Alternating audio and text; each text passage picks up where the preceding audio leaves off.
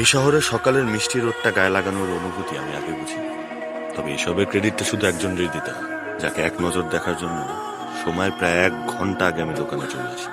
আমি যে তার কাজলে আঁকা টানা টানা চোখের মায়ায় পড়ছে, তার হালকা লিপস্টিকে আঁকা ঠোঁটের মায়ায় পড়ছে, তার কপালে থাকা কালো টিপের মায়ায় পড়ছে, যার মায়াতে আমার সকালটা আমি বদ্ধ করে আটকে রাখতে পারি না। একটা 20 টাকার কার্ড দিন তো। আজকে তো কার্ড শেষ হয়ে গেছে। আপনি ফ্লেক্সি লোড করতে পারেন, কিন্তু টাকা পরে দিলে হবে, সমস্যা নেই। লাগবে না। আচ্ছা মায়া, আমার একটা কথা কত, আদি ভাই তোরা দেখলে এমন করে কেন রে? কেমন করো? কেমন করে বুঝিস না? এই যে তোর দিকে লুকায় লুকায় তাকায়, তোরা আরে আরে দেখে, আবার তুই সকালে অফিসে যাওয়ার আগে সে দোকান খুলে বসে থাকে। তো সেই কথা যে তুই তোর আদি বাড়ি জিজ্ঞেস করবি, আমার কেন জিজ্ঞেস করবি? আমি কি বলবো? আমি কিন্তু বুঝি, তুই বুঝোস তো। এই যে তোরা লুকোচুরি প্রেম। শোন আচ্ছা, আমার একটা কথা কত, তোরা দুজনে তো বোকা কেন? তোরা দুজন দুজনকে এত পছন্দ করিস, এত ভালোবাসিস, কিন্তু কইতে পারতেছিস না কেন? আচ্ছা, এই কথাটা বলার দায়িত্বটা কার? সে যদি না বলে তো আমি কি করতে পারি? শুধু আদি ভাইয়ের একা দোষ দিলে তো হবে না, তোরেও তো তারে বলার সুযোগটা করে দিতে হবে নাকি? সে কি কোনোদিন সুযোগটা চাইছে? তো সুযোগ না চাইলাম কেমনে দিই? আজকে আমার কি মনে হচ্ছিল জানিস, আদি ভাই তোর ইচ্ছা করে রিসার্চ কার্ডটা দিল, যাতে তুই ফোনে লোড করিস আর সে তোর নাম্বারটা পাই। সেটা আমিও বুঝছি। তুই বুঝছিস যখন দিসনি কেন? কি হয়েছে, দাঁড়াই গেলি কেন? চল। কি আমার পিছা করতেছে? তোর পিছু তো একজনই করতে পারে। চল চল। মায়া, তুই আর কতদিন ডুবে ডুবে পানি খাবি বলি? এবার অন্তত কুয়ে দে। এ কারে কি কইতাছিস? ওরা দুজন বুড়া বুড়ি হয়ে যাইব, তাও কেউ কাউরে কইতে পারবো না যে দুইজন দুজনের ভালোবাসে। আচ্ছা, তুই যদি একটা বেড়া মানুষ হয়ে আমার কইতা না, এটা আমার দোষ। তোমারই দোষ, আদি ভাই নয় কইতে পারে না। তুমি তো আদি ভাইয়ের পছন্দ করো, এই। তুমি কয়ে দাও। এই চুপ থাক, তুই যাইয়া কালকে আদি ভাইয়ের নাম্বার দিয়ে দিয়া, তুই যদি না পারস আমি যাই দিয়া। কি আমার জন্য তুই এটা পাগল হয়ে গেছিস? এই উড়ে যাইতেছে না, আমি উড়ে যাইতেছি। সময় আইবো, আমি বুঝি। সময় আর এ জীবনে আইতো না। কাল থেকে তোমার সাথে আর আমরা অফিসে যাচ্ছি না। আমি কালকে আদি ভাইয়ের নাম্বার দিয়ে আসবো, ঠিক আছে? আপনি কি কিছু বলতে চাইতেছেন? আচ্ছা, আজকে দোকান খুলেন নাই কেন? এমনি সকালটা এত সুন্দর, মনে হলো একটু বের হয়ে ঘোরাঘুরি করি। আচ্ছা, মায়া, আমি তোমাকে ভালোবাসি মায়া। সুন্দর সকালবেলা তোমার জন্য হয়তো একগুচ্ছ গোলাপ হাতে নিয়ে দাঁড়াইতে পারিনি, কিন্তু আমি দাঁড়াইছি তোমার জন্য মনের আবেগ দিয়ে, অনেক দিনের একটু একটু করে জমানো এক বুক ভালোবাসা নিয়ে। দেখে বলে কি বুঝতেছে? কেউ দেখতে না, তোমার খুব দেখতে মনে হচ্ছে। চলে দোকান বন্ধ করে। খুব ভালো কাজ করছে। টাকা হলো?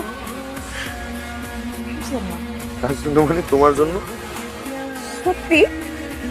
কি সুন্দর। আমার পছন্দ হয়েছে, খুব পছন্দ হয়েছে। তাহলে পড়ো। আমি বলবো? আমি দেখালা, আপনি তো বলছিলেন মায়া আপনার বাড়ির ভাড়াটিয়া না।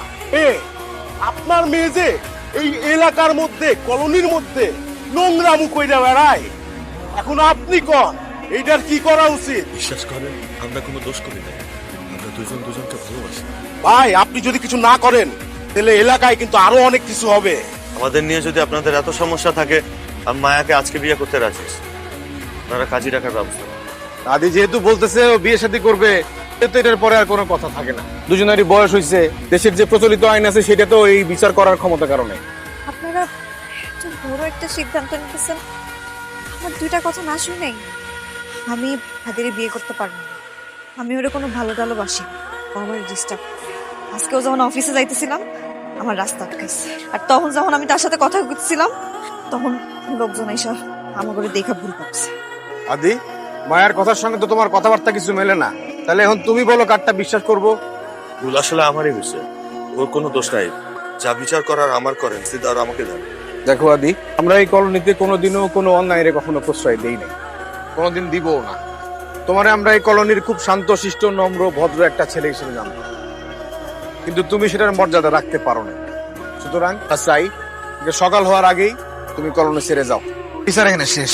উচিত বিচার করছেন বড় ভাই। দোষ আমার। আমি একটা মানুষের জীবন নষ্ট করেছি। চাইলে এমন কিছু আমার কাছে না একটু উপায় ছিল। এছাড়াও যে আমার জীবনে আরো দুজন গুরুত্বপূর্ণ মানুষ আছে। একজন আমার মা, একজন আমার বোন। আমার বাবা মারা যাওয়ার পরে মা অনেক অনেক সত্যি আমার কথা মনে করছে। আমার মা আর ছোট বোন বেড়ায় পাহুনের লোক আমি শহরে আসছি।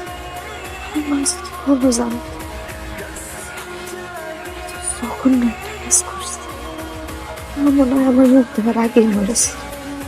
আচ্ছা, কান্নাকাটি করে কি লাভ? যা হওয়ার তো তা হয়ে গেছে। আর সব শালা ওই সেলিমের দোষ। শুনে তো ঠিক কথাই বলছে, পরিস্থিতি মানুষের যে জীবনে কোন জায়গায় নিয়ে যেতে পারে। তুই এক কাজ কর, তুই কালকে যে আদি ভাইকে দেখা কর, তারা সব সত্যি ঘটনা খুলে কর।